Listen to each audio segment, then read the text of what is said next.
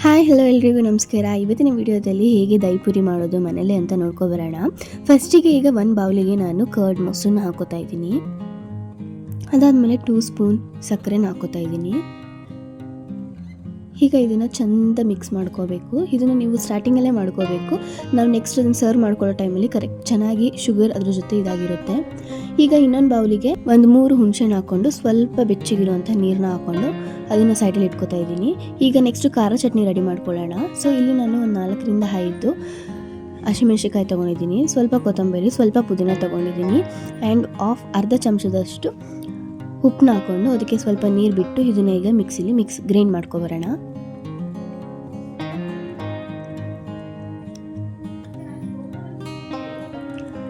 So ಇವಾಗ ನೀವು ನೋಡ್ತಾ ಇರ್ಬೋದು ಈ ಥರ ಚೆನ್ನಾಗಿ ಗ್ರೈಂಡ್ ಆಗಬೇಕು ಆ್ಯಂಡ್ ಇದು ಸ್ವಲ್ಪ ನೀರು ಥರ ಇರಬೇಕು. ಆ್ಯಂಡ್ ಇವಾಗ ಇಲ್ಲಿ ಸ್ವಲ್ಪ ಮಿಕ್ಸ್ಚರ್ನ ಹಾಕ್ಕೊಂಡು ಸ್ವಲ್ಪ ಅದಕ್ಕೆ ನೀರನ್ನ ಬಿಟ್ಕೋತಾ ಇದ್ದೀನಿ. ಇನ್ನೂ ಸ್ವಲ್ಪ ಮಿಕ್ಸ್ಚರ್ ನಮ್ಗೆ ಆಮೇಲೆ ಅದು ಯೂಸ್ ಆಗುತ್ತೆ. ಅದನ್ನು ಇದು ಚೆನ್ನಾಗಿ ಮಿಕ್ಸ್ ಮಾಡಿ ಈಗ ನಾವು ಆವಾಗಲೇ ಹುಣಸೆಹಣ್ಣನ್ನ ಇದು ಮಾಡ್ಕೊಂಡಿದ್ದನ್ನು ಈಗ ನೀರನ್ನು ಅದಕ್ಕೆ ಬಿಟ್ಟು ಅದು ಸ್ವಲ್ಪ ಹುಳಿಯಾಗಿ ಚೆನ್ನಾಗಿ ಇರುತ್ತೆ ಅಂತ ಅದನ್ನು ಈಗ ಚೆಂದ ಮಿಕ್ಸ್ ಮಾಡ್ಕೊಳ್ಳೋಣ. ನೆಕ್ಸ್ಟ್ ಈಗ ಸ್ಟಫಿಂಗ್ ಮಾಡ್ಕೋಬೇಕು. ಅದಕ್ಕೆ 3 ಆಲೂಗಡ್ಡೆನ ತಗೊಂಡು ಸ್ಟವ್ ಆನ್ ಮಾಡಿ ಅದ್ರ ಮೇಲೆ ಕುಕ್ಕರ್ ಇಟ್ಟು ಈಗ ಅದಕ್ಕೆ ಸ್ವಲ್ಪ ನೀರನ್ನ ಹಾಕಿ ಅದಾದಮೇಲೆ 1 ಪಲಾವ್ ಎಲೆ ಹಾಕಿ ನಾನು ಆವಾಗಲೇ ಹಚ್ಚಿದಂತಹ 3 ಆಲೂಗೆಡ್ಡೆನ ಅದಕ್ಕೆ ಹಾಕೋತಾ ಇದ್ದೀನಿ.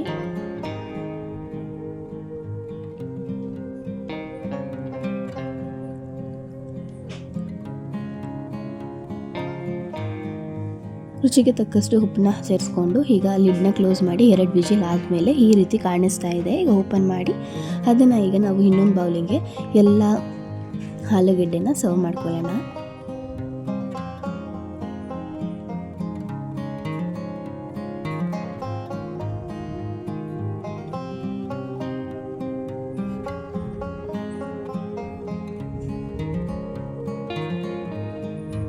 ಈಗ ಎಲ್ಲ ಆಲೂಗಡ್ಡೆನೂ ಸರ್ವ್ ಮಾಡ್ಕೊಂಡಾಗಿದೆ. ಈಗ ಇದ್ರ ಸಿಪ್ಪೆನೆಲ್ಲ ಚೆಂದ ಬಿಡಿಸ್ಕೊಂಡು ಅದಾದಮೇಲೆ ಅದನ್ನು ಸ್ಮ್ಯಾಶ್ ಮಾಡ್ಕೋಬೇಕು. ಈಗ ಎಲ್ಲ ಆಲೂಗಡ್ಡೆ ಸಿಪ್ಪೆನ ಬಿಡಿಸಿ ಈಗ ಚೆನ್ನಾಗಿ ಸ್ಮ್ಯಾಶ್ ಮಾಡ್ಕೋತಾ ಇದ್ದೀನಿ. ಇದಕ್ಕೆ 1 ಸ್ಪೂನಷ್ಟು ಗರಂ ಮಸಾಲ, ಇನ್ನು 1 ಸ್ಪೂನಷ್ಟು ಚಿಲ್ಲಿ ಪೌಡರ್ ಮತ್ತು ಆವಾಗಲೇ ನಾವು ರುಬ್ಬಿದಂತಹ ಖಾರ ಇತ್ತಲ್ಲ ಅದನ್ನು ಸ್ವಲ್ಪ ಹಾಕೋತಾ ಇದ್ದೀನಿ. ಆ್ಯಂಡ್ ಈಗ ಇದನ್ನು ಚೆನ್ನಾಗಿ ಮಿಕ್ಸ್ ಮಾಡ್ಕೊಳ್ಳೋಣ.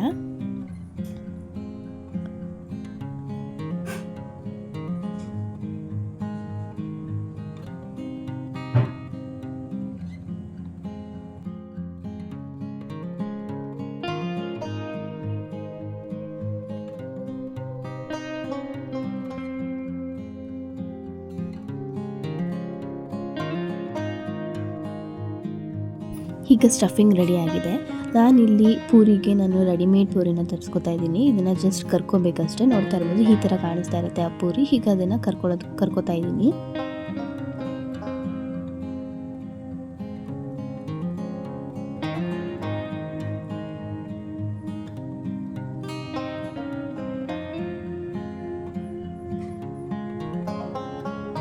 ಇದು ಈ ರೀತಿ ಕರ್ಕೋಬೇಕು. ಇದೇ ಕಲರ್ ಇರಲಿ, ಸ್ವಲ್ಪ ಬ್ರೌನ್ ಆಗಲಿ. ಜಾಸ್ತಿ ಬ್ರೌನ್ ಆದರೆ ಅದು ಒಂಥರ ಸೀದಿರೋ ಥರ ಇರುತ್ತೆ. ಸೊ ಇಷ್ಟು ಬ್ರೌನ್ ಆಗಿದ್ರೆ ಸಾಕು.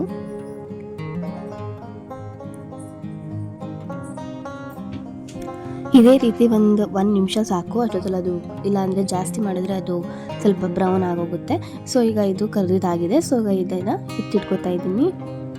ಆ್ಯಂಡ್ ನೆಕ್ಸ್ಟ್ ಈಗ ಇನ್ನೊಂದು ಒಬ್ಬೆ ಹಾಕೋತಾ ಇದ್ದೀನಿ.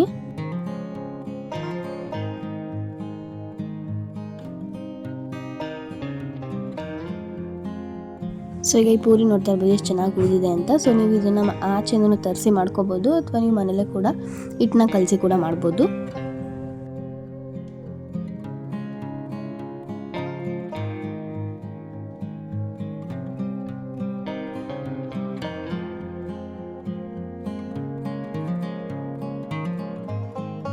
ಸೊ ಈಗ ದಹಿಪುರಿನ ಸರ್ವ್ ಮಾಡ್ಕೊಳ್ಳೋಣ. ಫಸ್ಟಿಗೆ ನಾನಿಲ್ಲಿ ಎಲ್ಲ ಪುರಿನ ಹಾಕ್ಕೋತಾ ಇದ್ದೀನಿ.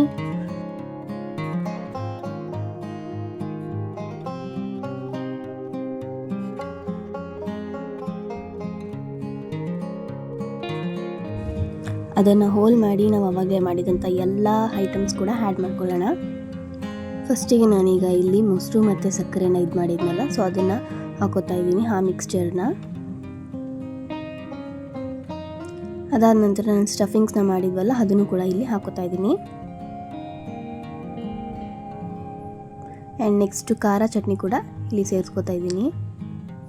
ಅದಾದಮೇಲೆ ಹಚ್ಚಿರೋಂಥ ಈರುಳ್ಳಿ ಕೂಡ ಹಾಕೋತಾ ಇದ್ದೀನಿ.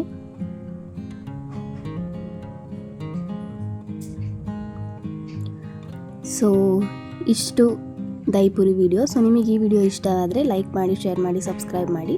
Thank you.